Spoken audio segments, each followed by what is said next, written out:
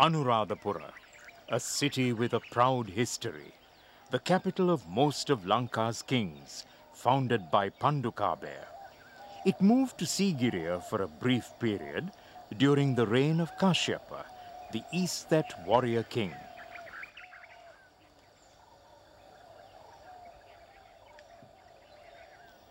The capital for 400 years after being shifted back after his death had to be moved away to Polonnaruwa with the foreign invasions, and where it continued to be the capital after the invaders were driven away.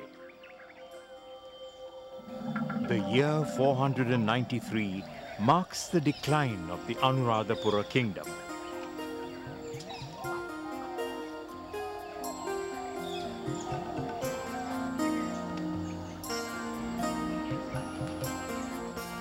Though Anuradhapura became the capital again after Sigiriya ceased to be the capital, due to constant invasions across the seas, palaces, among other buildings, may have been destroyed.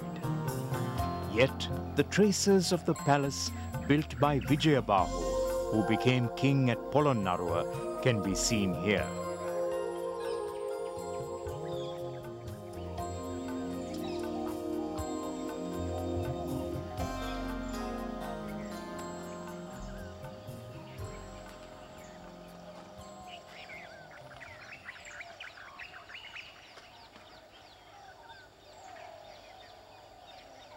Though King Vijayabahu, who unified the country in the 11th century, made Polonnaruwa his capital, his consecration, it is said, was at Anuradhapura. Chronicles record that a palace was built quickly for the purpose within the inner city. The two-storied palace has huge brick walls. The mortar and color wash used on the walls can be seen even today. What is perhaps extraordinary is that this was built over 10 centuries ago.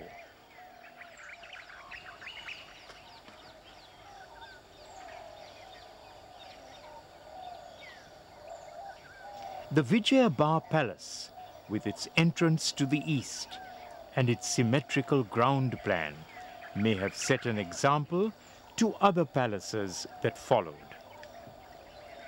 Nevertheless, these are the oldest remains where the ground plan can be studied.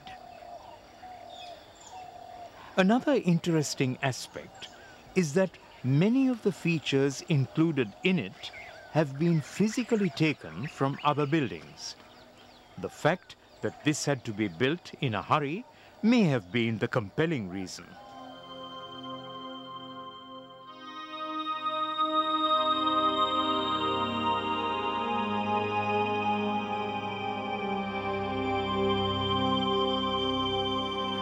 The palace at Panduvasnuwara of Parakramabahu I before becoming king at Polonnaruwa. This is also another example of a palace revealing the architectural techniques employed in the construction of palaces. Though the ground plan is similar to the Vijayabha Palace at Anuradhapura, this is larger and has complex features.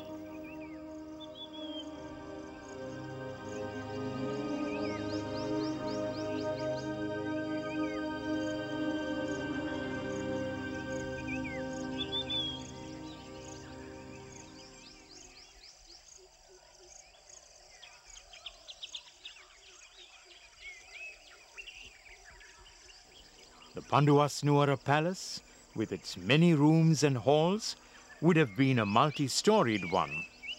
The spaces left on the walls may have been for the wooden pillars that supported the upper floors. Some of the base stones, with cavities to hold the pillars upright, confirm this view.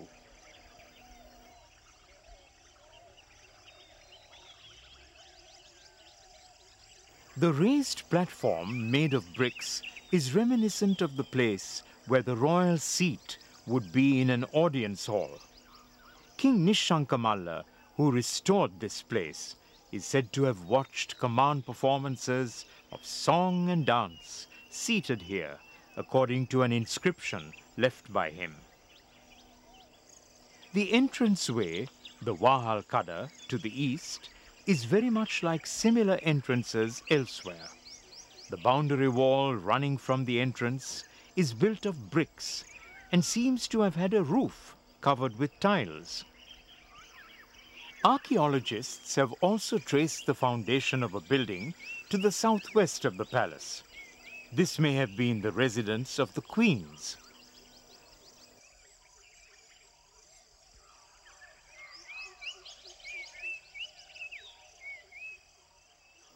Although there is no firm evidence to say this was used as a permanent royal residence, the palace complex had all the fortification of a reigning king's residence.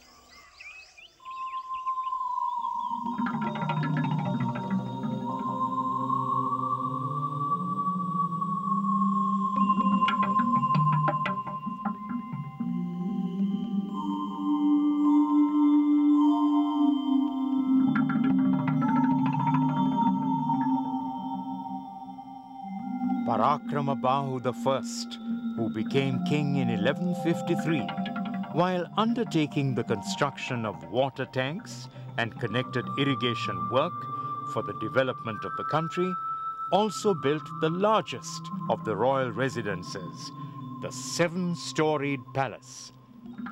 The palace complex was built in close proximity to one of Parakramabahu's finest irrigation works, the Parakrama Samudra, Sea of Parakrama. Archaeologists have succeeded in clearing up the foundations of a large number of buildings within the inner city.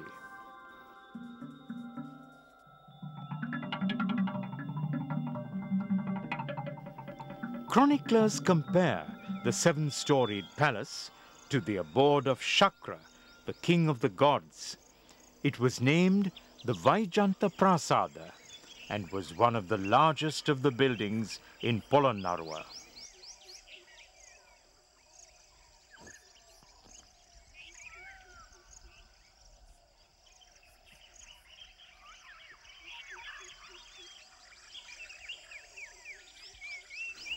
Though the ground plan is similar to the palaces at Panduvasnuwara and Anuradhapura, the walls are much stronger to take the weight of 7 stories. The bricks are typical of those of the Polonnaruwa period, and the thick plaster can still be seen. This is a fine example of the typical architecture of the period and displays the quality of the technology applied in the construction.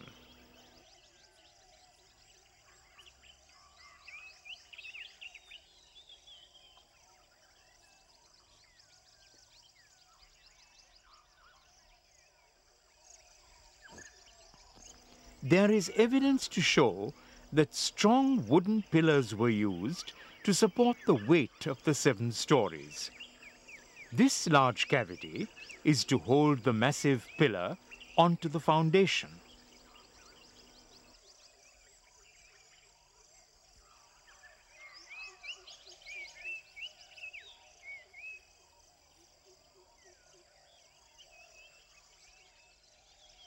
The stone stairway is only up to the 1st floor. The stairways to the other floors may have been of wood. Chronicles speak of 1,000 rooms here at Vijayotpaya. The rooms, however, are small.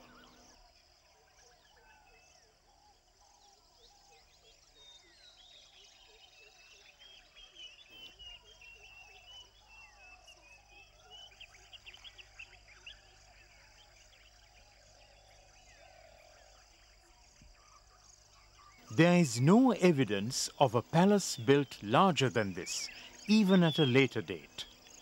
The reign of Parakramabahu I was a prosperous one. International trade was profitable. He even extended his influence across the seas to Burma. The large palace was naturally a symbol of his power and prosperity.